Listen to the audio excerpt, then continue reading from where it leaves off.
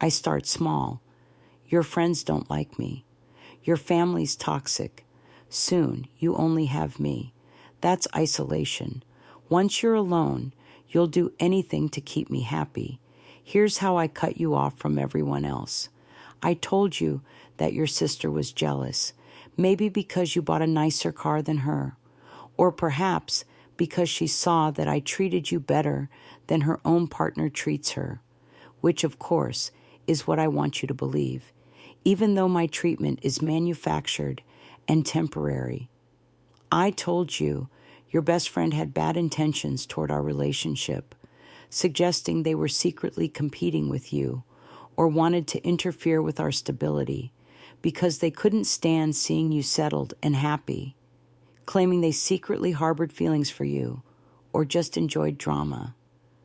I planted the seed subtly, just a little comment about how you always seemed miserable after you talked to your mother, suggesting her presence was emotionally draining or unnecessarily dramatic, complaining that she was constantly asking for money or burdening you with trivial worries about her health, implying she was a psychological drain on both of us. The goal isn't immediate confrontation. It's to introduce the idea that these people are a negative influence on your mood and on our bond, eroding your loyalty to them slowly and painlessly, making you feel responsible for managing their unhappiness and keeping them separate from my perfect life. Not aggressive, not a demand, just a quiet, superior observation that lingers in the back of your mind like a sliver of glass.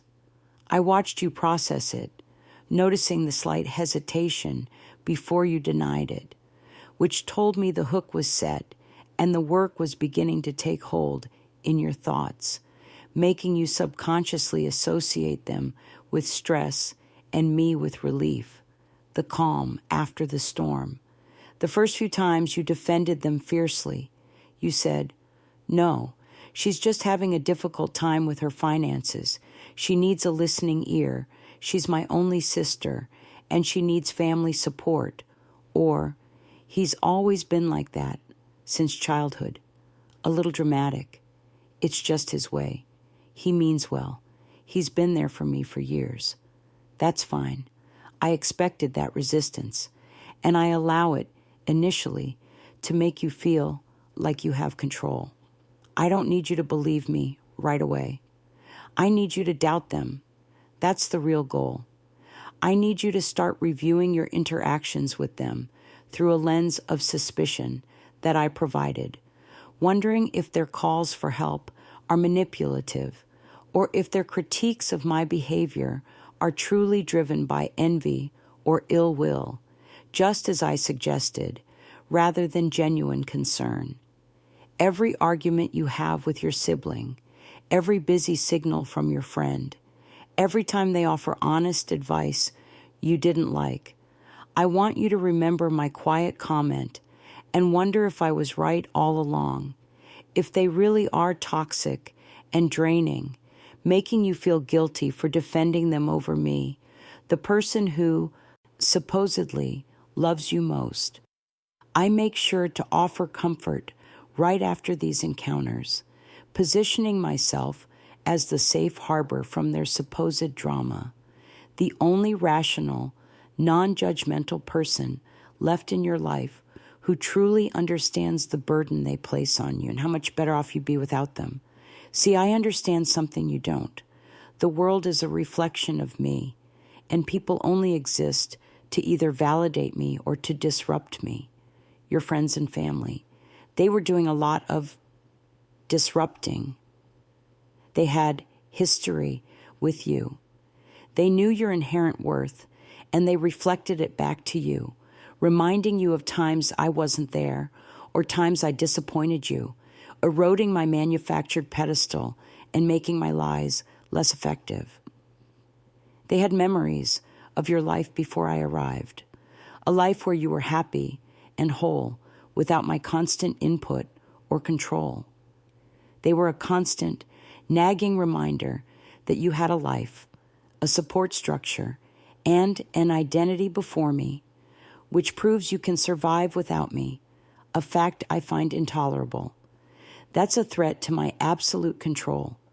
That means you don't need me in the way I need you to, and I need you to need me absolutely, to see me as your sole source of truth and security, the single most important fixed point in your rapidly shrinking universe, a lighthouse in the storm I constantly generate, so you never dare to look for solid ground elsewhere. My focus is perfect.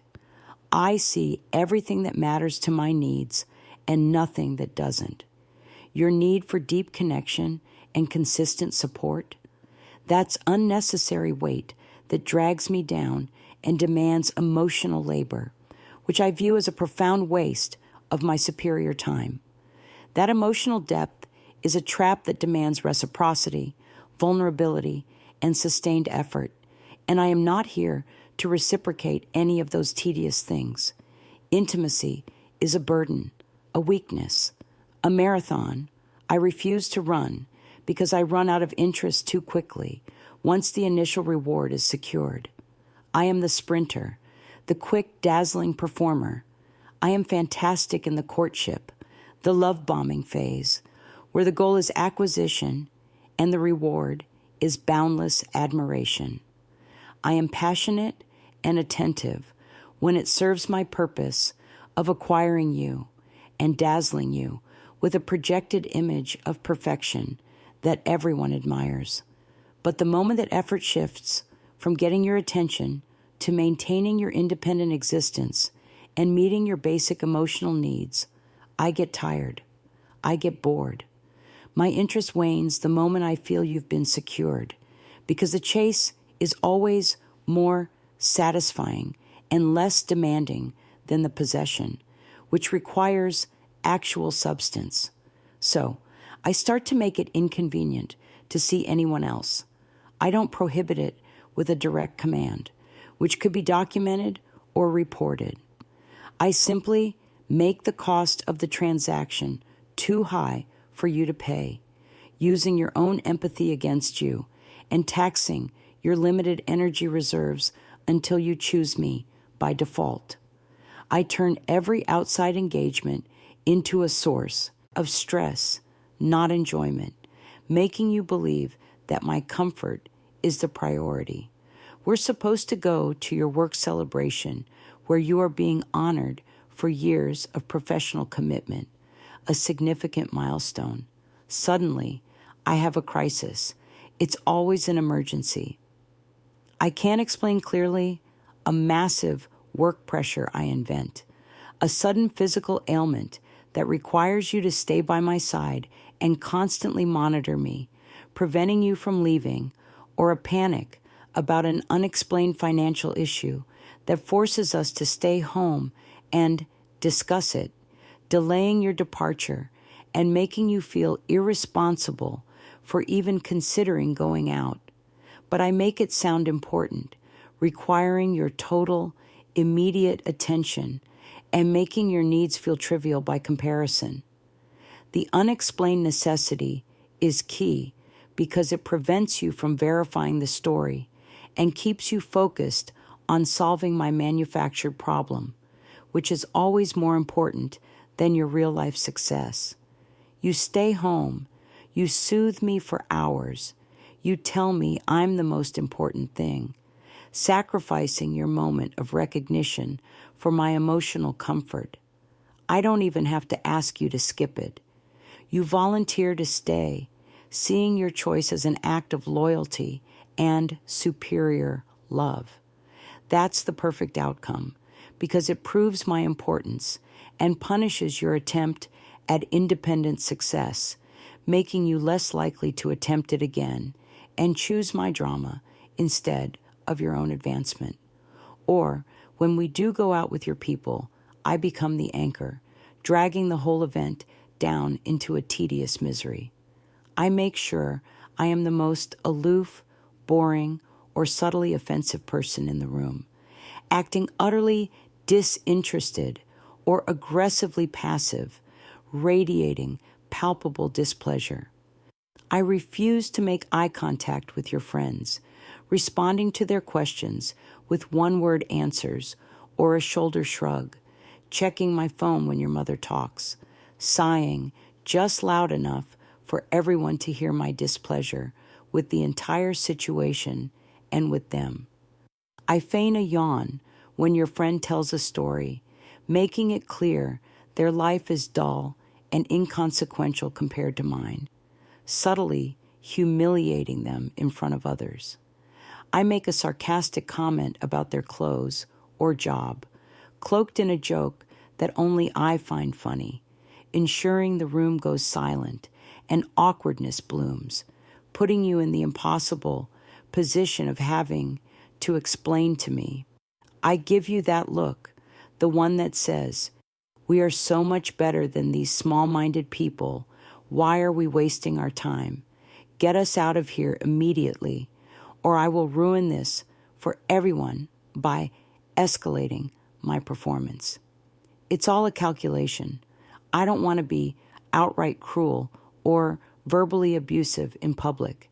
That's too risky and too visible and might give them evidence against me. I want to make them feel like they are the problem, that they are the ones making the situation uncomfortable with their dullness, their neediness, or their criticism of me, putting the blame on them for the bad atmosphere. I want them to look at you, look at me, and feel that heavy, awkward silence and the draining effort of trying to make conversation until they start to resent the effort it takes to include you in their plans, because I always come with you, a miserable black hole of negative energy. They will stop calling, not because they dislike you, but because they can't stand me and the chaos and energy drain I bring. And you will interpret their absence as confirmation of my warnings that they were never true friends to begin with and are not worth the trouble. I don't even have to say, stop seeing them. I just have to create a situation where seeing them requires too much energy for you, emotionally and physically, consuming all your free time with damage control. When you have to spend an hour afterwards soothing me, apologizing for their supposed rudeness, or defending my quiet, sullen absence, you eventually give up. You calculate the energy cost and decide it isn't worth the brief visit that will lead to 3 days of silent treatment or a manufactured crisis that costs you days of peace and emotional sanity. You choose the path of least resistance, the quiet path where I am satisfied and we stay home, insulated from the outside world and from reality. And that path leads straight back to me, the only person left in your orbit, your only emotional source, however polluted and toxic that source may be, forcing you to drink from it. Once I have you alone, isolated, you become purely my supply. My emotional needs become your only real-world problem, the sole focus of your day, entirely replacing your career goals, your friendships, and your hobbies, which were all sources of dangerous independence. You stop sharing your good news because you've learned I'll minimize it. Oh, a promotion? I guess that means more money for our bills, right? It's about time you made more. I've been carrying this relationship long enough. Don't expect a party. I deserve the recognition for having supported you through that terrible work environment.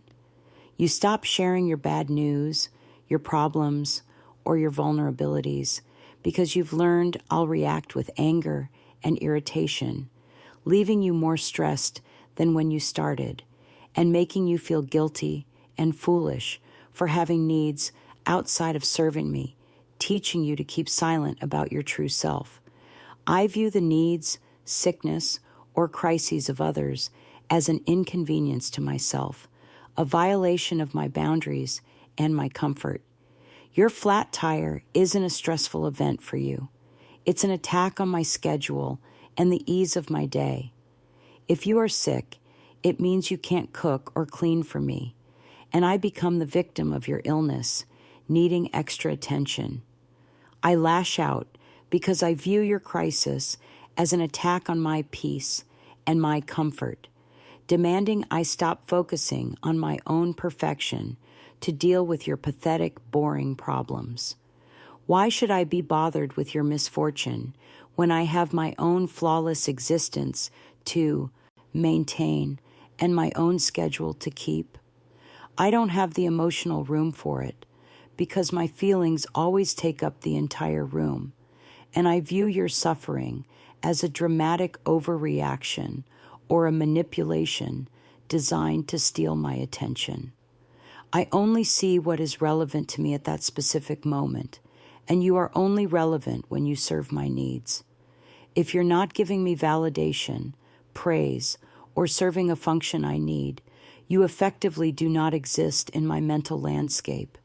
You are a faded photograph on the wall, ignored until I need to reference it. I possess an egocentric tunnel vision where everything outside my immediate self-interest is irrelevant background noise and an irritation to be removed or dismissed quickly. I have a right to this. I've earned the right to have you solely focused on me because I am the better choice and the superior human being who is giving you a life of purpose. I'm the prize. I'm the stable center of this entire universe. And when you let those toxic, needy people back into your life, they pollute the atmosphere I need to breathe with their demands for normalcy and reciprocity, things I fundamentally refuse to give because they are beneath me.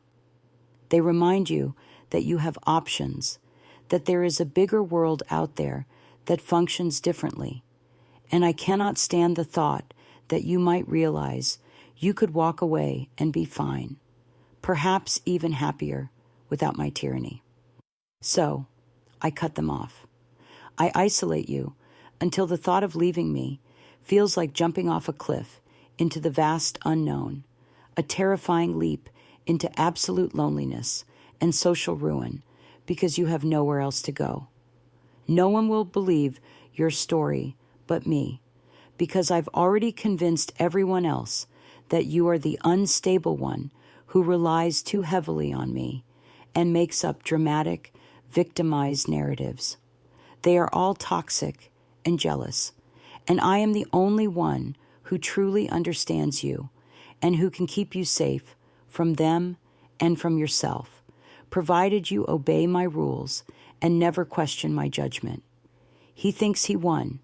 He thinks he has you completely surrounded, with no escape and no witnesses to his quiet acts of cruelty.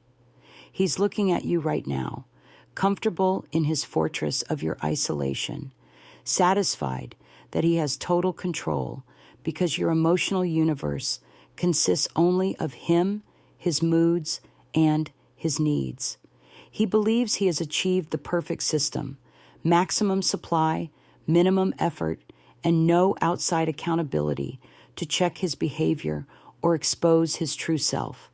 But there is one thing that terrifies a narcissist, one fundamental, soul-crushing realization that shatters their reality and causes them to panic and escalate their tactics. The target no longer cares about their opinion. They are still physically present, carrying out the logistical duties of the relationship, but they are emotionally gone, and the engine of supply has stopped responding to their manipulations. His entire tactic, the entire isolation scheme, is built on the hope that you will chase him, that you will fight for his attention, and that you will share your joy and pain so he can either minimize the joy or weaponize the pain against you. That's the whole point of isolation, to create an echo chamber where he is the only voice that matters, and your feelings are his to manipulate. He needs your reaction, your desperation, your validation that his presence and his absence matters profoundly to your well-being, because without that emotional feedback, he feels empty.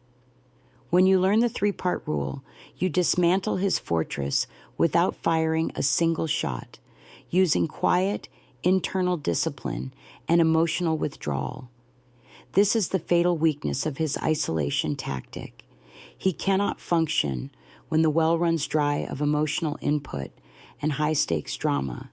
He needs that drama and that desperation, and this strategy cuts it off completely, reducing your relationship to the bare, boring facts of cohabitation that provide him with no emotional satisfaction. The truth is, he will not become the supportive partner you crave.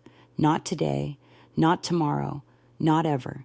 His profound lack of consistent warmth and empathy is not a flaw you can fix with more love, patience, or effort. It is a permanent structural deficit in his personality. You must achieve radical acceptance. Accept that the narcissist will not change their fundamental nature and that your hope is misplaced. You have to stop running to the dry well expecting water that has never been there, wasting your limited emotional energy on a futile task.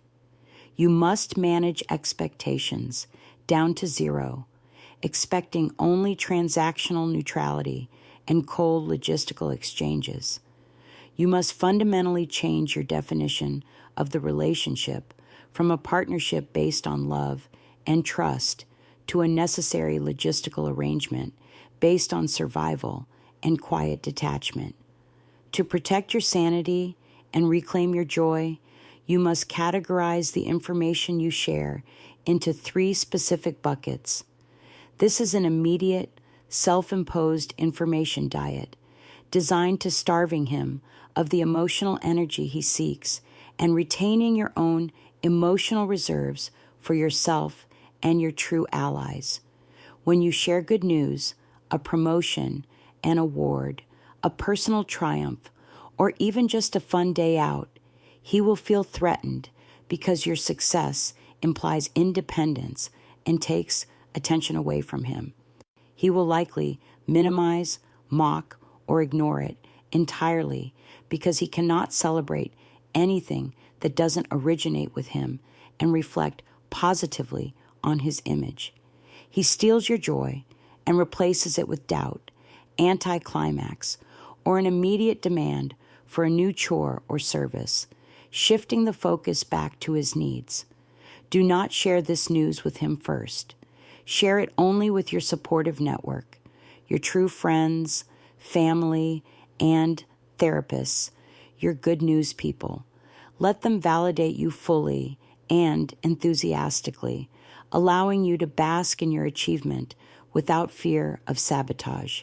Keep your triumphs protected from his cold, minimizing comments by ensuring he is the last to know or never knows at all, keeping your joy safe in your own private world where he cannot touch it.